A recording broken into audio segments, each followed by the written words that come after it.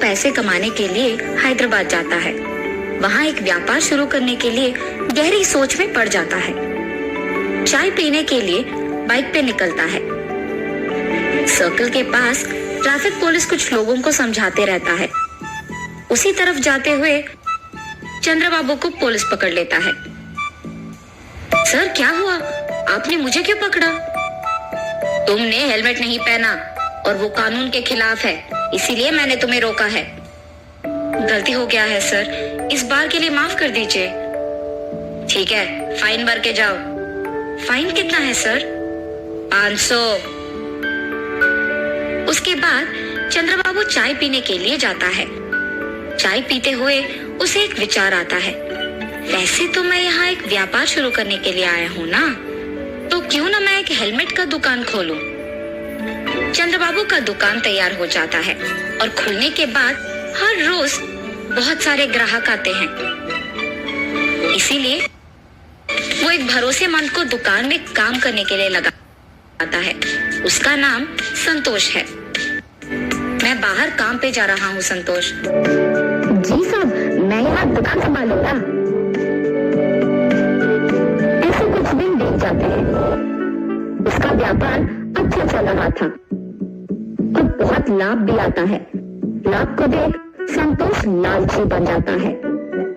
हमेशा की तरह चंद्रबाबू जब कुछ काम पे बाहर जाता है तो उस समय में संतोष कुछ पैसे चुरा लेता था दुकान से। और चंद्रबाबू को कोई शक नहीं होता है।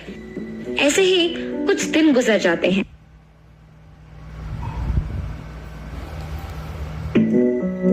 संतोष, तुम्हारा वेतन कम है ना? जी साहब। ठीक है, अब से तुम्हारा वेतन होगा 10,000 रुपए। बहुत बहुत शुक्रिया साहब। अब से इस दुकान का ख्याल तुम्हें ही रखना होगा, ठीक है? मुझे गांव जाना होगा, वहाँ कुछ काम है। 10 दिन बाद आऊंगा। जी साहब, आप कहने तक मैं दुकान का बहुत अच्छा ख्याल रखूंगा। चंद्रबाबू के गांव जाने के बाद हर रोज के पैसे में से आधा संतोष ले लेता था। 10 दिन बाद चंद्रबाबू उसकी बेटी के साथ हैदराबाद आता है और सीधा उसकी दुकान पे ले जाता है। इन 10 दिनों में कितने पैसे आए हैं संतोष? 50,000 साहब। अरे ऐसे कैसे? हर रोज का हमें 10,000 मिलता था ना, इतना कम कैसे हो गया? चंद्रबाबू को उस पे शक है, मगर वो कुछ कहे बिना वहां से चले जाता है। क्या हुआ पापा?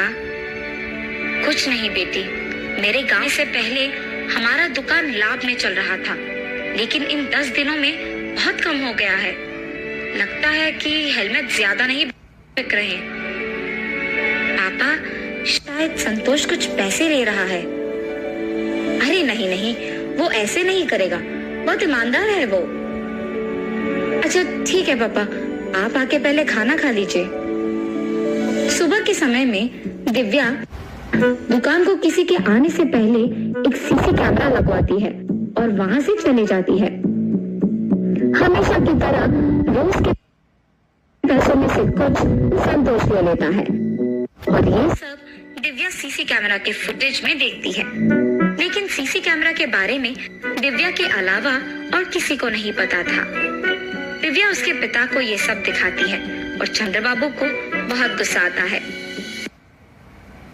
संतोष, तुमने मुझे धोखा क्यों दिया? मैंने कुछ नहीं किया साहब। हर रोज दुकान से तुम ही पैसे निकाल रहे हो। अयो नहीं साहब, मैंने नहीं लिया। ये लो सबूत। उसे देख संतोष के मुंह से एक शब्द नहीं निकलता है। मुझसे बहुत बड़ी गलती हो गई है साहब, मुझे देना बुरा है।